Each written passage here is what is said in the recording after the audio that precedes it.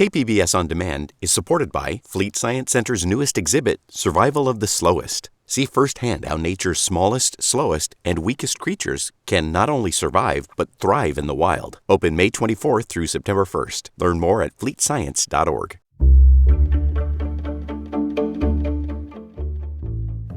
Good morning, I'm Debbie Cruz. It's Monday, May 12th. Local Catholics tell us what they think of the new Pope. More on that next. But first, the headlines.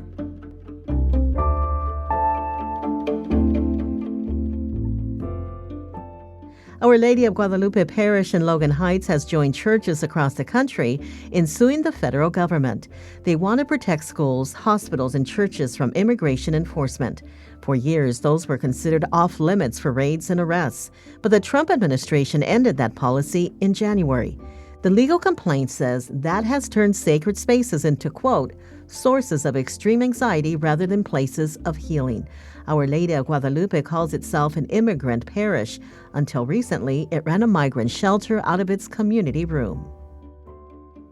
National City's 2022 Teacher of the Year has been sentenced to 30 years to life in state prison.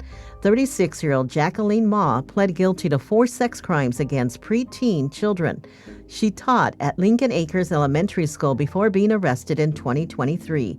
It's not an isolated case. Several more San Diego area school teachers and administrators have been charged with sex crimes against minors in 2 years since. Ma will be eligible for parole after 30 years. This Thursday is Bike Anywhere Day in San Diego County. It promotes cycling as a fun, sustainable, healthy way to get around that can ease traffic and improve air quality. More than 100 pit stops around the county will offer snacks and activities from 6:30 to 9:30 in the morning on Thursday. You can pre-register at sandag.org/bike day to get a free t-shirt and a chance to win an e-bike.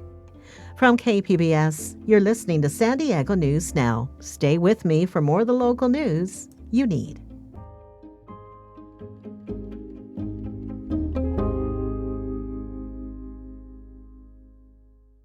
KPBS On Demand is supported by Paint Care, offering households and businesses in California more than 800 leftover paint drop-off sites for recycling.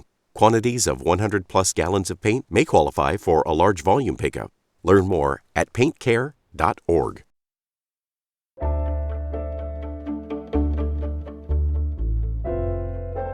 Many people in San Diego are joining others around the world celebrating the election of the new Pope, Leo XIV.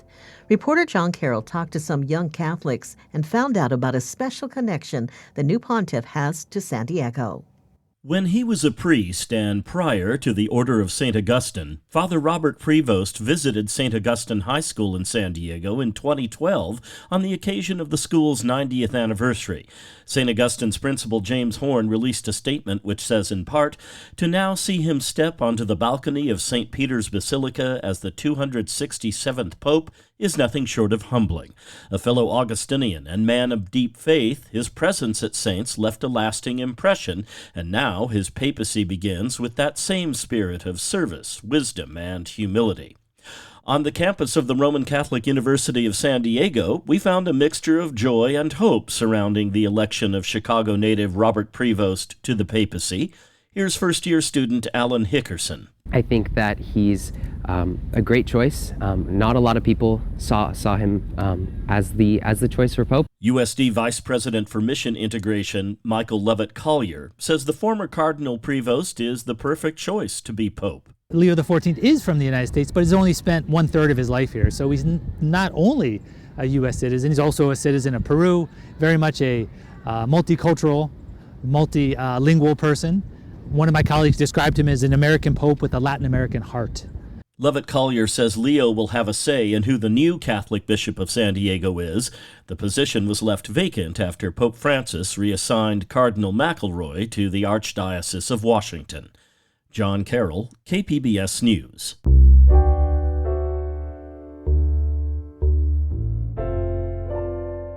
Herbal medicines discovered long ago by Native Americans are recognized today for their healing powers. SciTech reporter Thomas Fudge met with members of local tribes about how they sustain their culture finding medicines and tools in the San Diego environment. William Pink is an old guy wearing a gray hoodie and a crushed hat lined with small pins. He holds a stick with a string coming out the other end. The string holds a row of wooden rings. This is a acorn ring game. So these are the acorn caps from the white oak, interior white oak. And the idea of the game is to try and catch the rings. Caught one. I'm William Pink. I'm a descendant from the Agua Caliente Capeño from Warner Springs. In my 20s, I went around and visited a lot of the elders and, was trying to learn things as much as I could from them at that point, because saw at them that we were losing a lot of information. So I spent a lot of time working with a lot of different elders, actually up and down the state of California. We're on the campus of Cal State San Marcos at their ethno-botanical garden. Pink and I are joined by Bonnie Bade, a professor of anthropology. Southern California plants are so powerful because they provide medicine, food, construction materials, tools. What is technology? It's how are certain things made, that you have to employ certain tools to accomplish certain things as well, too. There were no metal objects. A lot of these were done without any metal tools at all. Pink scrapes the side of a narrow wooden stalk with a pocket knife. So these are stalks from the dogbane plant. It was one of the major sources of fiber for textiles in the Native American community. There's two ways of preparing the dogbane. One is kind of blistering the bark off. You don't want to scrape it, because if you scrape it, you destroy the fiber. He says the fiber was also used to make fishing nets and anchor lines. He crushes the stalks with his fingers and removes the fibers. What are you doing now? I'm spinning on two-plying the cordage. Then I'm going to let you try and break it so we can get you on film. So I always offer to pay $20 anybody that can break it. I wrap the fibrous cord around my fists and pull with all my strength. It doesn't break. Well, I go home $20 richer today. I'm Mel Vernon. I'm the captain of the San Luis Rey Band of Mission Indians.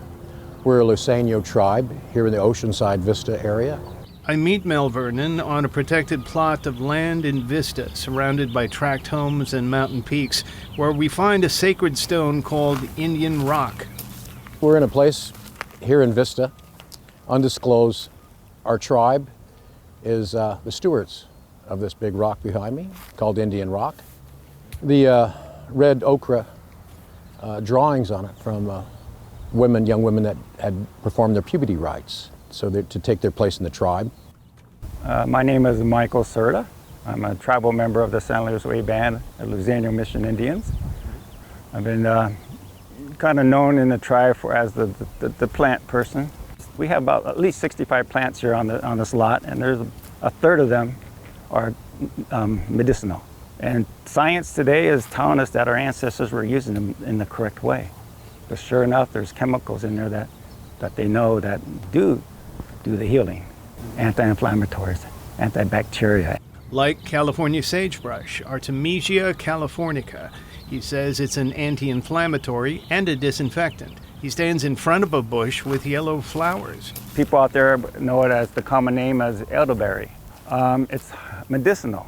To our people, it's sacred because it saves some lives. It relieves digestive issues, breathing, respiratory issues. Vernon adds that medicine does have a somewhat different meaning among Native Americans. Healing isn't always something that comes from a drug. It also comes from your mind and your spirit. So the medicine people, and even today, you have something that's wrong, or you think it's wrong, and somebody else says, no, it's just this, and you feel better about yourself. And that's a healing, pretty much an instant healing. Indian Rock in Vista has not been sheltered from the modern world. It's become a hangout, and the graffiti on Indian Rock is vandalism. Michael Serta says it's hurtful and disrespectful. They planted poison oak around the rock and cactus around the property's fence in an effort to keep people away. Thomas Fudge, KPBS News.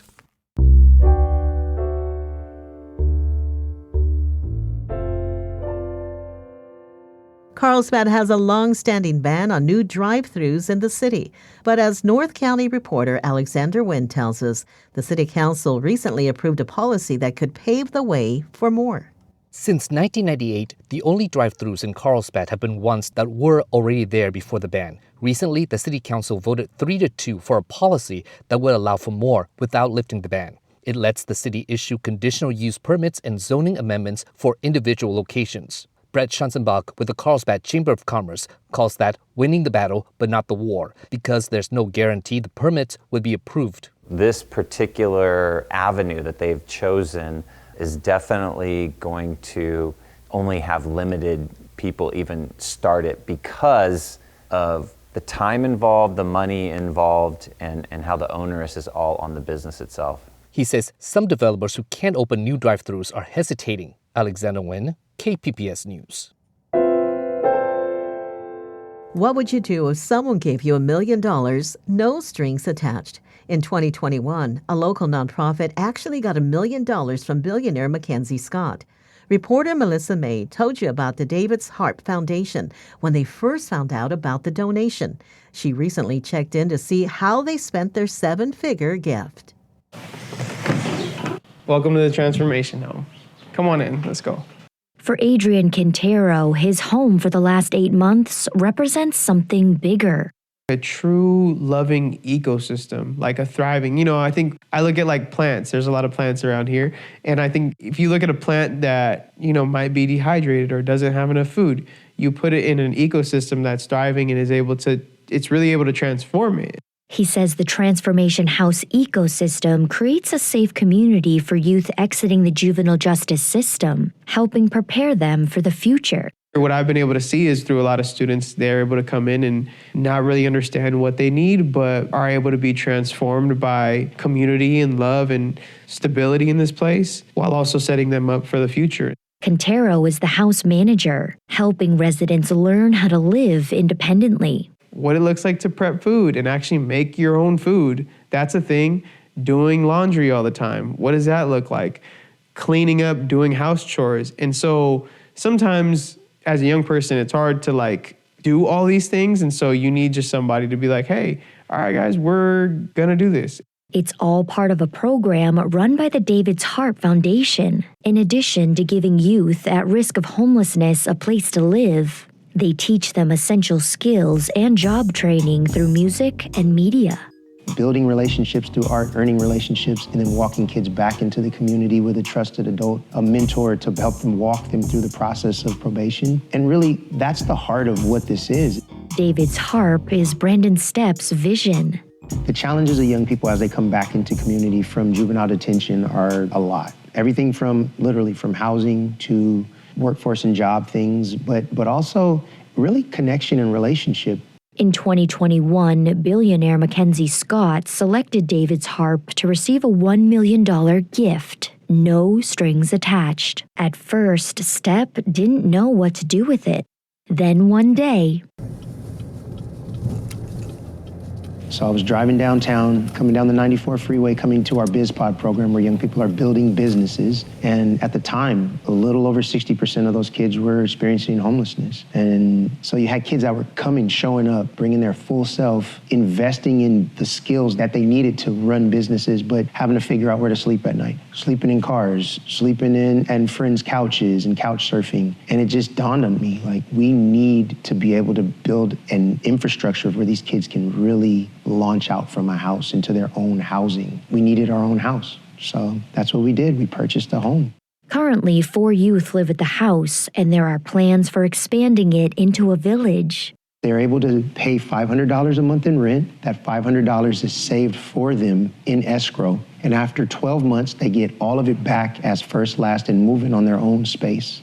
While the $1 million went towards purchasing and renovating Transformation House, the foundation has also grown. We went from 2,000 square feet downstairs to 45, almost 5,000 square feet upstairs here in Moniker Warehouse in the East Village. Before the donation, the foundation served 220 youth each year. Now they're up to more than 500. Including 95% of young people in the justice system. So the program is doubled, but it's also doubled in output. They've also doubled their staff, including graduates of the program, like Riley Reynes. I have no idea where I would be without David's Harp. Like, kind of just from being locked up in East Mesa, like, I kind of just had, like, a vision of what I wanted to do, and I had all my goals written down. Like, I really wanted to be here. Reynes has grown a lot since we first met him in 2021. He's since graduated from high school and now serves as a full-time artist mentor for David's Harp. I really just want to help kids who are kind of going through the struggle and just know that it's better on this side of the fence and that you could kind of change and like be who you want to be and just be positive with it, you know? Reynes produced all the beats you've heard in this story. Since 2007, STEP says the foundation has helped thousands of youth, and that $1 million has helped them have a greater impact. What we chose to do was to go all in with young people and invest it directly in their future. STEP hopes one day soon the courts will consider Transformation House and the foundation's workforce program an official alternative for youth facing incarceration. Melissa May, KPBS News.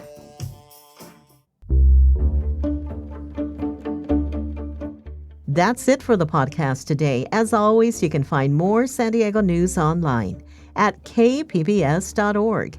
I'm Tepi Cruz. Thanks for listening, and have a great Monday.